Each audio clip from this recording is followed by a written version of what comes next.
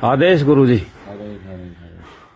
गुरुजी, ये अपने नगरी के जो बाबे थे बाबा रणपत मानदाता, इनके बारे में कुछ थोड़ा बताओगे बाबा? हाँ, पूछेगा बहुत। ये कितने साल तपस्या में खड़े रहे? खड़े श्री महाराज थे, ये नागे पीर थे। और गुरु मस्तनाथ जी यहाँ नगरी खरक नगरी में आए थे तो ये उनके साथ गए थे, गुरु मंत्र मिला था। ये तो नाथ जी बने थे। गुरु मस्तनाथ जी ने ये कहा था कि मेरे 4 गुरु के शिष्य हैं, ये हर बार मेरे साथ अवतार धारण करें थे। अब इसका इनका गर्भ बाणा जाना बंद ई बाजार आमर रही। अच्छा जी। हाँ, रणपतनाथ दातानाथ नागे पीर स्थल भोर इनकी समाधि धरती पाठ के समाये थे। अच्छा, पंत हुए थे। अच्छा जी। हाँ, धरती में भूकंप आया था, गोगावीर की तरह समाये थे। अच्छा जी। हाँ जी, अगर अमर हैं।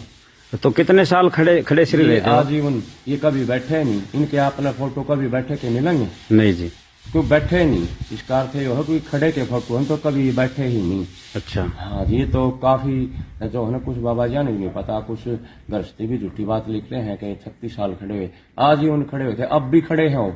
अच्छा जी। अमुक स्थान में, गुप्त स्थान में खड़े हैं अब भी। वह कभी बैठेंगे नहीं। बैठेंगे तो गुरु महाराज जाना बेरा है, गुरु मस्तनाथ जी ने, गोरखनाथ जी ने, बाकी कोई नहीं जानता इनके बारे में। अच्छा जी। हाँ जी। तो खरक नगरी के ये थे? खरक में जन्म नगरी पाना मामला। माँ दीपा, एक की दीपा नाम, एक की हरकौर, दोनों बहन थी। अच्छा जी। हाँ, उनके पिता का छज्जू और दत्त, दोनों के पिता ये मुशेर थे। अच्छा जी। हाँ जी।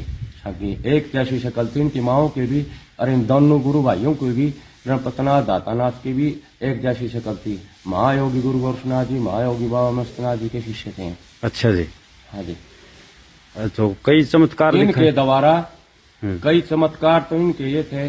जयपुर का राजा का लड़का चित्त नीचे उतरवा के ना, और उसको सरजीवन कराया था। अच्छा, बाबा ने? हाँ, नागी पीरा ने। अच्छा जी। और वहाँ इनकी पूजा है। और एक तो शाम चिता से नीचे उतार के ना, चिता से उतार के उसका चिमटा मारा था, और लकड़ी ढूंढने खातर मांगी थी। वहां भी सरजून कराया था उसको। अच्छा।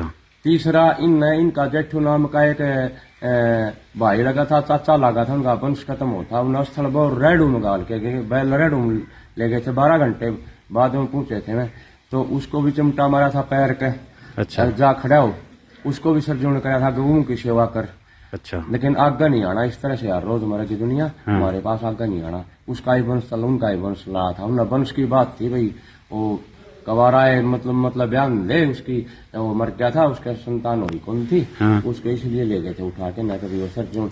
वो प्राण कला के आचार्य थे जी, गुरु अपने रणपत दाता। अच्छा। रणपत दाता योगिया बहुत भय शरणाम रिद्धि सिद्धि, जिनके चरण रहती 8वां याम। अच्छा। वह उनके चरणों में रिद्धि सिद्धि जो है ना, उनके चरणों की दासी हो चुकी थी, और प्राण कला के आचार्य हो चुके थे। वो प्राण कला का मतलब प्राण को देना और लेना। सरजून उनके पास विद्या थी, और वचन सिद्ध थे वो।